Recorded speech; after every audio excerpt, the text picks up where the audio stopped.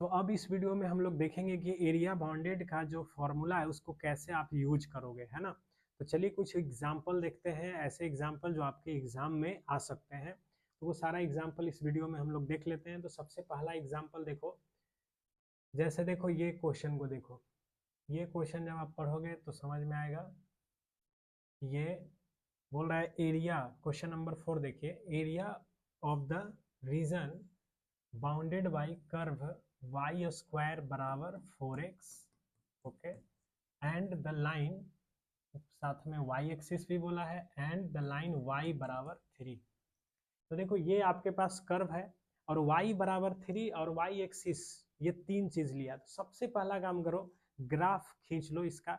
जैसे ही ग्राफ बनाओगे अपने आइडिया मिल जाएगा कि कौन सा फॉर्मूला हमको इसमें लगाना होगा। तो चलिए सबसे पहले हमको सॉल्यूशन में चलते हैं। तो यहाँ पे जो कर्व है उस कर्व का इक्वेशन है वाई स्क्वायर बराबर 4x। देख के ही पहचान में आ गया होगा, ये है पाराबोला, राइट हैंडेड पाराबोला। तो हम अगर इसका ग्राफ एक रफ स्केच से बनाएंगे तो कुछ ऐसा ग्राफ हमको बनेगा, ठीक है। अब चाहो तो तुम इसे फोकस भी लिख सकते हो, लिख दोगे तो ठीक है, नहीं भी लिखो कोई बात नहीं। इसका फोकस क्या होगा, तो किससे कंपेयर करते हैं, 4ax से। तो 4a बराबर 4 तो a बराबर 1, तो यानी इसका फोकस क्या है 10, ठीक है। अब इसने बोला y बराबर 3, देखिए ये है y बराबर 0, ओके। y बराबर क्या बोला इसने 3, तो y एक्सिस पे 3 हम कहीं कंसिडर करते हैं। तो मान लीजिए ये 1 है, ये 2 है, ये 3 है, तो कुछ ऐसा लाइन हमने खींचा y बराबर 3। तो इसने बोला है कि ये पाराबोला y बराबर 3 एंड y एक्सिस का इन्वॉल्वमेंट है। तो कौन सा रीजन हमको बनता हुआ दिख रहा है, तो इनके बीच में हमको ये रीजन बनता हुआ दिख रहा है, ठीक है। तो ये जो रीजन है वो रीजन कौन बना रहा है, तो देखिए ये रीजन बना रहा है ये पाराबोला, है ना, ये पाराबोला बना रहा है। ये जो है पाराबोला, ये पाराबोला बना रहा है। और ये रीजन कहाँ तक सीमित है, वाई एक्सिस तक सीमित है। इस रीजन का जो बाउंड्री लाइन है उसको देख के हम फॉर्मूला लगाते हैं। तो बाउंड्री इसका देखो, पहला बाउंड्री 0 पे माना जाएगा, ठीक है। और दूसरा बाउंड्री कहाँ पे माना जाएगा इसका, 3 पे, y बराबर 3 पे। तो 0 से 3 में अगर आप इसको इंटीग्रेट कर दोगे तो ये जो बाउंड्री है वो कैसा है, x के जैसा है। तो जब बाउंड्री x, दो बाउंड्री जो x के पैरेलल है तो उसमें फॉर्मूला आप x dy का लगाओगे। तो इसका एरिया जब आप निकालोगे तो इसका एरिया हो जाएगा इंटीग्रेशन x dy। और dy लिखे हैं तो y पे लिमिट चल जाएंगे। तो ये 0 है, ये 3 होगा। तो 0 से कहाँ तक जाएंगे 3। अब हम कर्व में जाएंगे, यहाँ लिखा है x, तो कर्व से हम x का मान निकाल लेंगे। तो x का मान निकालेंगे तो क्या आएगा, वाई स्क्वायर बटा 4। लिमिट क्या है 0 से 3। अब आप इसको इंटीग्रेट कर लीजिए। तो जैसे ही आप इसको इंटीग्रेट करेंगे तो देखिए 1/4 बाहर आ जाएगा, है ना। वाई स्क्वायर का इंटीग्रेशन y3/3, लिमिट है आपका 0 से 3। तो ये 1/12 हो जाएगा। अब हम इसमें 3 रखेंगे तो ये कितना हो जाएगा 27, 3 का क्यूब माइनस 0। तो ये आंसर क्या आएगा 27/12 स्क्वायर यूनिट। तो इसमें हमको जो सवाल पूछा उसका आंसर क्या आएगा 27/12, जिसको अगर आप चाहो तो काट सकते हो 3 से, तो 3×27 और 3×4 12, तो यानी 9/4 इसका आंसर हो जाएगा। समझ गए। तो ये पहला सवाल था, उम्मीद करते समझ गए होंगे, सिंपल था। पाराबोला का ग्राफ बनाया और उस ग्राफ में अपने हमने देखा कि कौन सा बाउंड्री है, उस बाउंड्री से हमने फॉर्मूला लगाया। तो बाउंड्री x के जैसा है तो x dy लगा दिया, ओके। अब जैसे देखो एक क्वेश्चन इसी में आप देख सकते हो, ये बोल रहा है देखो ये सवाल को देखो, ये बोल रहा है कि आप इलिप्स का एरिया निकालो, find the region bounded by the ellipse. कैसा इलिप्स है देख सकते हो, x² / 16 y²/9 बराबर 1। तो ये इलिप्स का एरिया है, ठीक है। तो देखिए इलिप्स कैसा है, x² / 16 y²/9 बराबर 1। तो हम अभी थोड़ा देर पहले मतलब पिछला वीडियो में हम लोगों ने देखा था कि x² के साथ अगर बड़ा नंबर है तो x के लॉन्ग इलिप्स बनाना। तो ए स्क्वायर बराबर हो गया 16, बी स्क्वायर बराबर हो गया 9। ओके, अब आप इसका एक जब ग्राफ पहले प्लॉट करोगे तो ये एक्स के अराउंड बनेगा, तो कुछ ऐसा आपने ग्राफ बना लेना है। ये आपका सेंटर हो गया, ये ए का मान 4 होगा तो ये 4,0। ठीक है, अब आप ध्यान से देखो, यहाँ पे हमको ये इलिप्स का ग्राफ बनाना है। ठीक है, तो ये एक सिमेट्रिक डायग्राम है, तो हम एक रीजन का एरिया निकालेंगे, और जैसे ही हम एक रीजन का एरिया निकालेंगे ये 0,3 हो जाएगा, क्योंकि बी स्क्वायर 9 है तो बी 3 हो जाएगा। तो जैसे ही हम एक रीजन का एरिया निकालेंगे उसी में 4 से कर दो मल्टीप्लाई, तो आंसर आपको मिल जाएगा। ठीक है, अब जब हम इस रीजन का एरिया निकालने जाएंगे तो हम ये देखेंगे इसका शुरुआत और एंड का जो बाउंड्री है वो कैसा है। तो ये तुम्हारे ऊपर डिपेंड कर रहा है। अभी हमने देखा कि जैसे इस बाउंड्री को देखोगे तो ये वाई एक्सिस है, तो अगर ऐसे आप सोचोगे तो ये दो वाई के बीच का रीजन है। ठीक है, तो दो वाई के बीच का रीजन है तो वाई डी एक्स का फॉर्मूला लगा दो। ऐसे सोचोगे तो ये दो एक्स के बीच का रीजन है तो एक्स डी वाई लगा दो, तो वाई डी एक्स ही लगा के बना लो। तो हम लोग क्या करेंगे, इसमें सबसे पहले वाई डी एक्स का जरूरत पड़ेगा, तो एरिया हो जाएगा वाई डी एक्स। और ऐसा आपको 4 पार्ट का एरिया निकालना होगा, तो 4 से क्या करना होगा, मल्टीप्लाई। आपने dx लिखा है तो लिमिट x के अनुसार खोजोगे तो 0 से 4 तक आपको जाना पड़ेगा। ठीक है, अब आ जाते हैं y, तो फंक्शन से ही y का मान निकालेंगे। तो यहाँ से आप y का इसको इक्वेशन 1 बोल दिए, तो चलो y का मान वहाँ से निकालते हैं। तो वाई स्क्वायर बाई 9 बराबर 1 माइनस एक्स स्क्वायर अपॉन 16। तो वाई स्क्वायर बराबर ये 9/16, 16 माइनस एक्स स्क्वायर है ना। तो y का मान क्या आ जाएगा, स्क्वायर रूट लगाएंगे तो 3/4 √16 माइनस एक्स स्क्वायर। ठीक है, अब क्या करना है आपको, y का मान यहाँ रखना है और इंटीग्रेशन करना है। तो 4, तो y का मान रख दो 3/4, 3/4 √16 माइनस एक्स स्क्वायर, लिमिट है 0 से 4। तो अभी हमने फॉर्मूला भी याद रखना, पिछले वीडियो में ये भी बताया था कि √a² माइनस एक्स स्क्वायर का फॉर्मूला भी काम आएगा। तो a का काम यहाँ 4 कर रहा है ना, a²। तो ये हो जाएगा आपका 4 से 4 कट गया 3, फॉर्मूला लगाते हैं अब इसमें। तो a² माइनस एक्स स्क्वायर, तो फॉर्मूला क्या है, x/2, जो क्वेश्चन है वही उतारते हैं, plus a²/2 sine inverse x/a। तो ये फॉर्मूला अब आपको यहाँ पे लगा देना है। तो क्या फॉर्मूला है जी, x/a, x/2। तो x/2 लिख देंगे, जो क्वेश्चन है वही उतार देंगे, है ना, प्लस a²/2, a² 16 है बाई 2, साथ में साइन इनवर्स x/a। तो a का काम कौन कर रहा है, 4। ठीक है, लिमिट क्या है इसका, 0 से 4। चलिए अब हम लोग इसमें क्या करना है, लिमिट बस भर लेना है। सबसे पहले हम क्या रखेंगे, 4। तो जैसे ही आप यहाँ 4 रखोगे तो 4/2 ये 2 हो जाएगा। 4 इसमें जैसे ही रखेंगे तो 16 माइनस 16 क्या हो जाएगा, 0। ठीक है, प्लस 16/2 8 हो जाएगा। 4 रखोगे तो साइन इनवर्स 4/4 यानी कि 1 हो जाएगा। ठीक है, माइनस लोअर लिमिट क्या है, 0। जैसे ही यहाँ 0 रखेंगे तो 0 हो जाएगा, खत्म। साइन इनवर्स क्या हो जाएगा, 0। साइन इनवर्स 0 भी 0 ही होता है। तो आंसर क्या आ जाएगा इसका 3 इंटू, देखो ये 2 इंटू 0 खत्म हो गया, 8 साइन इनवर्स 1 π/2 होता है। तो आंसर आपका क्या आ जाएगा, 4 से कट गया यानी कि 12 π² यूनिट। ठीक है, तो ये है इलिप्स का एरिया। तो देख सकते हो ये इलिप्स का एरिया है जिसमें आपको दिया हुआ था। अच्छा देखो एक चीज और समझ लेना, पहले क्या किया हमने, ग्राफ बनाया, उसके बाद इस ग्राफ का हम फॉर्मेट देखे, वाई डी एक्स लगेगा कि एक्स डी वाई। तो लिमिट हमने वाई डी एक्स लेकर के चला, उसके बाद हमने वाई का मान ग्राफ से निकाल लिया और इस इक्वेशन 1 में वापस रख के इंटीग्रेट कर लिया। ठीक है, तो इस प्रकार से आप इसका एरिया निकाल सकते हो। शॉर्ट में भी याद कर सकते हो, इलिप्स का जो एरिया होता है, फॉर्मूला याद कर लेना, वो होता है पाई ए बी। इलिप्स का एरिया कितना होता है? पाई ए बी। जैसे सर्कल का एरिया क्या होता है? पाई आर स्क्वायर। तो इलिप्स का एरिया हो जाएगा पाई ए बी।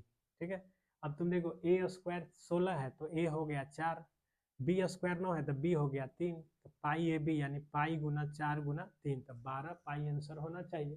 तो हमारा आंसर 12 पाई आ रहा है, तो इसका मतलब सही है ना। ठीक है, अब देखो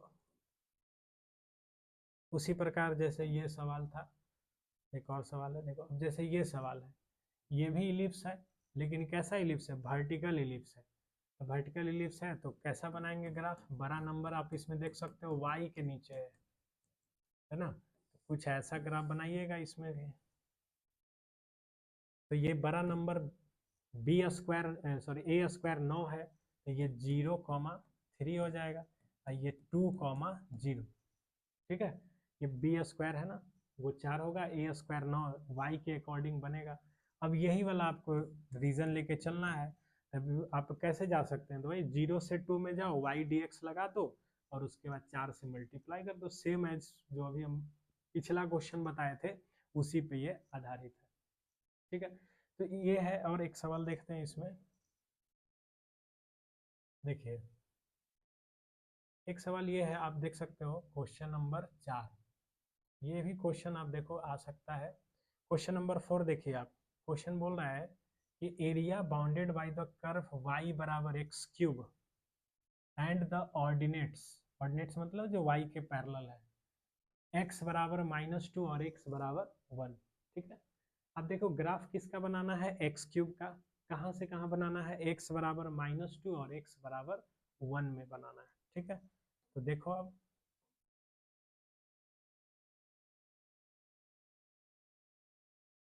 तो क्वेश्चन था कि y बराबर एक्स क्यूब ग्राफ है, x बराबर -2 और x बराबर 1 में इसका हमको ग्राफ बनाओ, एरिया निकालो।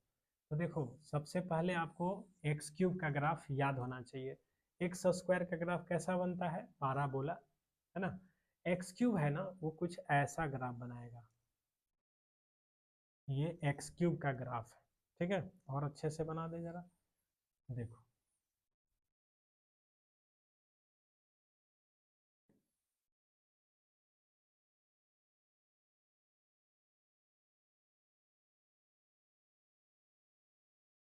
देखिए ये है एक्स क्यूब का ग्राफ, ये एक ऑड फंक्शन है। ऑड फंक्शन इसीलिए देख सकते हो, पॉजिटिव में जो इसका आंसर आ रहा है, निगेटिव में ठीक उसका उल्टा आंसर आ रहा है। ठीक है, तो इसलिए कुछ ऐसा ग्राफ बनेगा। ये x बराबर -2, यहाँ पे मान लीजिए आप x बराबर क्या है? -2 है। ठीक है, ये है x बराबर -2।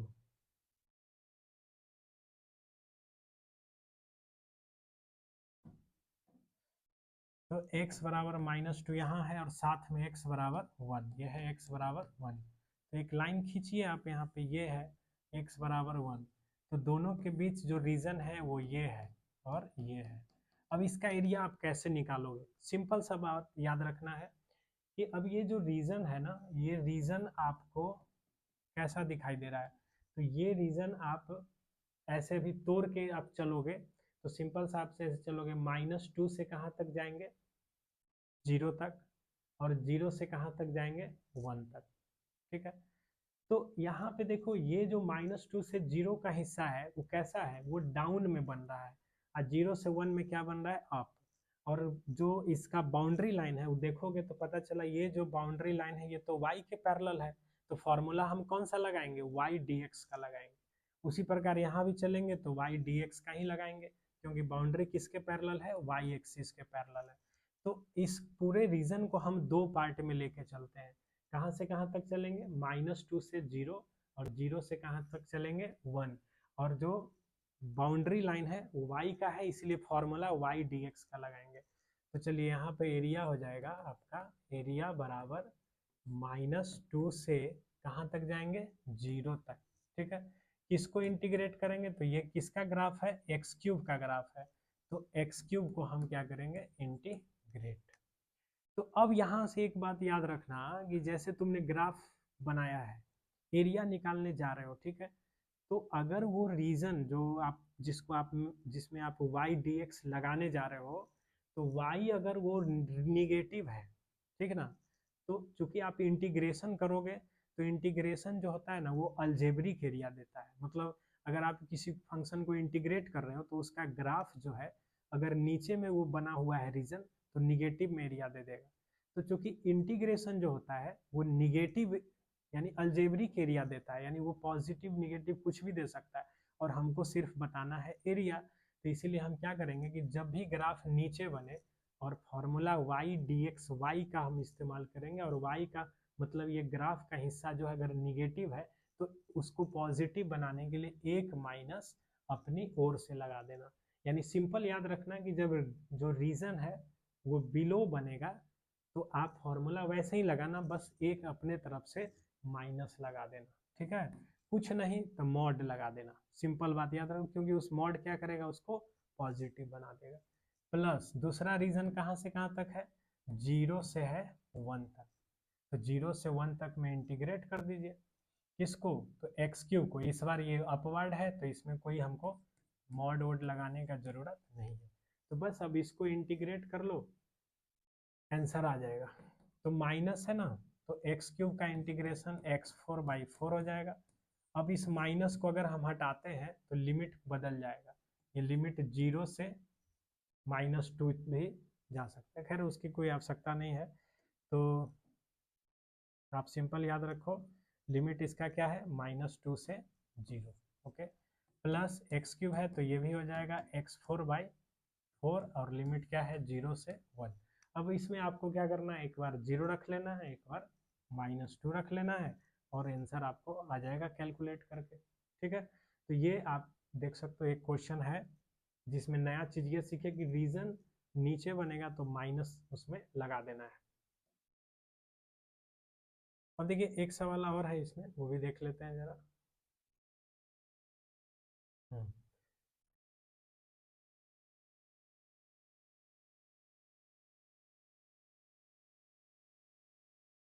देखिए एक ये सवाल है, देखिए ये भी बोल रहा है y area bounded by y बराबर एक्स मॉड एक्स, ठीक है। वाई बराबर क्या है, एक्स मॉड एक्स, और इसमें ऑर्डिनेट्स है एक्स बराबर -1 और एक्स बराबर +1, यानी इसका हमको साथ में एक्स एक्सिस भी बोला है। तो चलिए पहले आप इसका ग्राफ खींच लोगे तो फिर आपको पता चल जाएगा इसका एरिया हम कैसे निकालेंगे।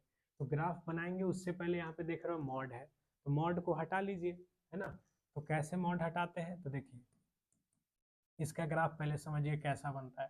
तो मॉड के अंदर अगर पॉजिटिव रखा ना, ठीक है, तो मॉड अपने आप हट हट जाएगा, क्योंकि मॉड का काम क्या है, निगेटिव को पॉजिटिव बना देना और पॉजिटिव को तो पॉजिटिव ही रहने देगा। तो जैसे ही आपने पॉजिटिव रखा तो ये मॉड क्या हो जाएगा, हट जाएगा। तो x इंटू एक्स क्या हो जाएगा, x², ठीक है। और जैसे ही आपने निगेटिव रखा ना इसमें, तो मॉड हटा के एक और माइनस लग जाता है। ये मॉड हटाने का तरीका है कि अगर मॉड के अंदर पॉजिटिव तो सीधे हटाना, मॉड के अंदर निगेटिव तो एक माइनस अपनी ओर से दे देना। तो ये एक माइनस दोगे तो क्या हो जाएगा, -x²। तो चलिए अब हम इसका ग्राफ बनाते हैं।